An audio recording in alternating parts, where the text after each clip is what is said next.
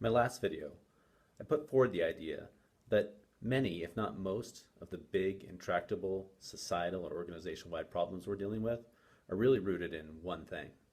Now, all of the issues that we're dealing with or the different circumstances are clearly going to vary based on the organization or even the region or the city, depending on what level you're looking at.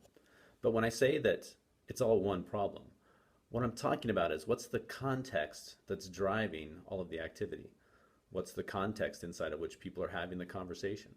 What's the context inside of which they're listening to each other, speaking to each other? While I've been at a sustainability conference in the last week, and while my partner's been in the European Union delivering our first sessions there, we've really been looking at some of the same things. And while that's been going, I've been reading a great book by Thomas King called The Inconvenient Indian. This is a powerful, no-holds-barred look at what race relationships have been like and what the experience of Aboriginal and Native people have been in North America. Now that's an incredibly powerful title, The Inconvenient Indian. And what I love about what King has done is he's gone straight to the heart of the framework inside of which white society has dealt with Aboriginal. It's dealt with a whole race of people as if they're inconvenient. And that would explain why, at points in history, the policy has been literally extermination, or in more modern times, assimilation is what he talks about. You would only try to assimilate somebody if they're inconvenient. You would never collaborate with them.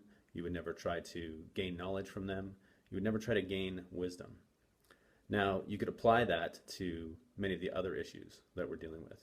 The environment. It's entirely inconvenient that we're experiencing climate change.